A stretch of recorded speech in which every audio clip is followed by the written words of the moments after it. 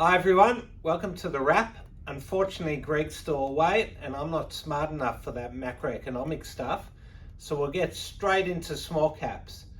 The market got the spark that it needed. Every speculator's dreams is what happened for LDX during the week. LDX was a 1 cent little biotech.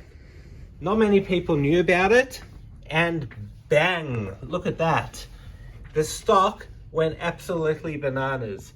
So on Monday, they announced that they received FDA approval, and that's for their Fed Doctor product. I'm not sure if that's what it's called, but I don't think anyone cares. The stock just got every trader out there buying and selling. It went from 1 cent to an intraday high on, I think it was Tuesday. Let's just look at the 5-day chart because it went as high here during the day on Tuesday to 16.5 cents. That's 16.5 times people's money in 2 days.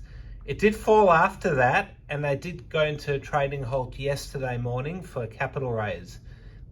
We don't have any information on the capital raise yet, unfortunately, but we're just hearing it's shareholders only. Now, there were some other movers because what happens is when the stock goes like this, it just brings people back into the market. So one mover this week was MTB. I'm not going to talk too much about it because I've got a lot of views about the stock. And so that moved because China has started to restrict gallium, and that's something that MTB has in the ground. And so I don't want to talk too much about this stock, but another stock that has run on the back of that gallium excitement is GED, Golden Deeps. So they announced this morning that there's high value in their germanium and gallium product at their Nozib project. So I think that may have just been an extremely well-timed ramp, but well done to them. GRE again, look at this. So that's a 5-day chart. Let's go back to the 1-year chart. They've had an exceptional last, I'd say, 2 months. I remember in May when they were trading at 7.5 cents, they were very unloved, and all it takes is a few good announcements. This morning they announced some further high-grade lithium at their Ruthwell project. So well done to the boys at CPS. I know they're heavily involved with this one, and they've had a massive win there. CRR. Now, this is one that I don't follow too closely. I used to, but they had a big run up yesterday after they had a spectacular 74-meter intercept at their Mavis Lake project. That's there are a lot of movers this week, and there's a lot of excitement in the market. Now, another big mover, now this is a big bounce because this share has been a terrible performer. Let's look at the 1-year chart, Camera Girl. They have fallen all the way from 10 cents, and it went as low as 1 cent. They did pretty much quadruple this week. They did make an announcement, but that's a big bounce back up, and hopefully it's all onwards and upwards for Australian mines, but it never is that easy. Now, the Camera Girl wants me to mention her favorite stock. They did have a move this week. They moved up about 40%.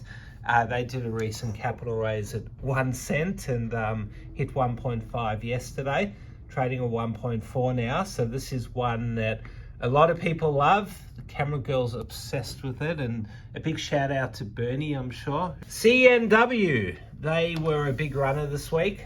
They pretty much regained all the losses and trading a bit higher. So they gave a trading update to the market. So it's actually good when you get non-mining companies have a run, and for those people who like to analyze stuff and look at revenue and profits and all that mining companies don't have, take a look at this one because it's really interesting to see.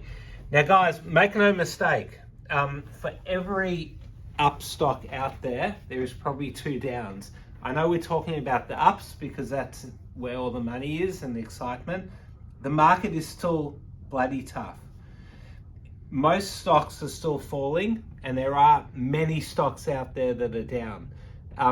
Just because 20, 30 stocks have huge volume doesn't mean we need to get excited again and start pumping up all of them. But it is great to see that the volume is back. I'll just mention a few downs. We don't have a lot of time, but BDM is one that hit the boards today. They down 18% on the day. They raised a lot of money at 25 cents. So yeah, unfortunately it's down quite a bit. AIS as well, down on a production update. Now also, I'm just going to finish off with a message. Let's just look at VSR and WSR. We mentioned them heaps. These are the runners of yesterday.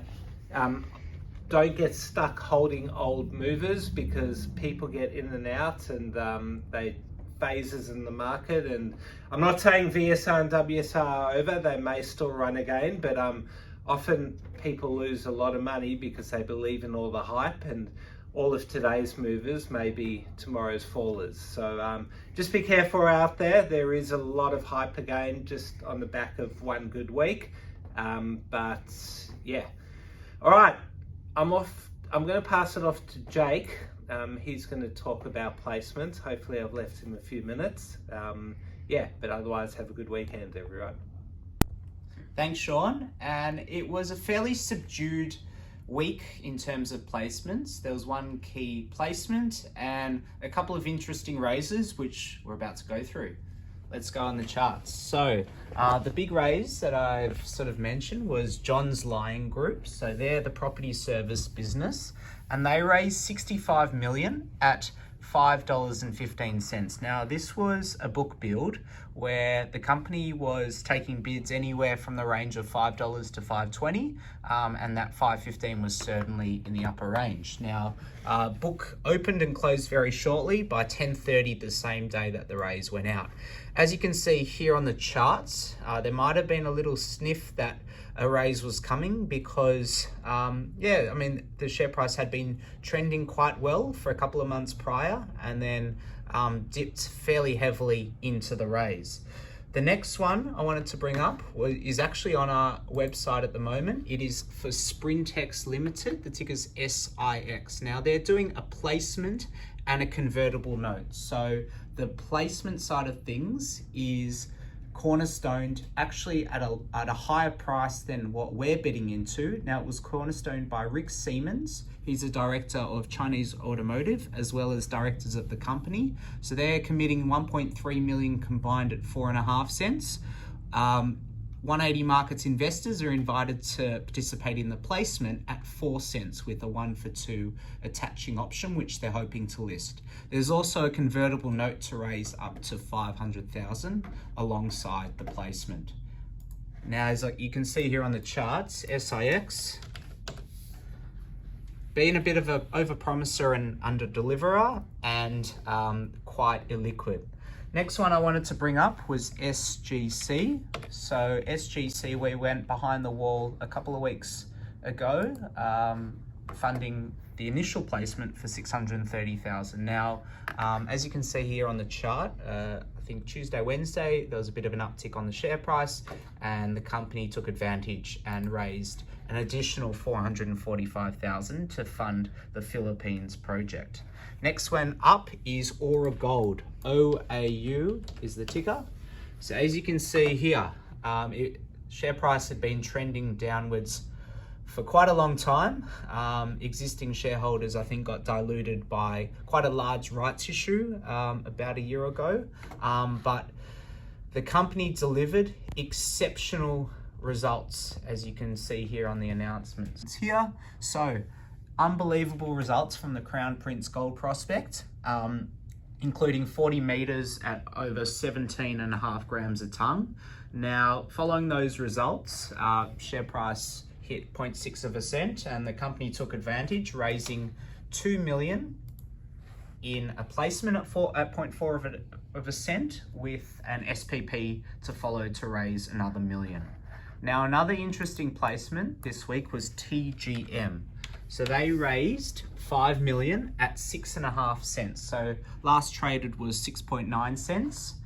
As you can see here, they raised 5 million. However, 3 million was cornerstoned by a Hong Kong fund manager with funds to be used to advance the TGME gold mine project. Now, the last placement I wanted to go through was Krakatoa, KTA. So they're currently halted to raise approximately 3.8 mil at 3.6 cents. So last traded was 4.1 cents. So it's about 11 or 12% discount to last traded price. Now they're raising off the back of excellent lithium results, which they put out a couple of days prior to them halting.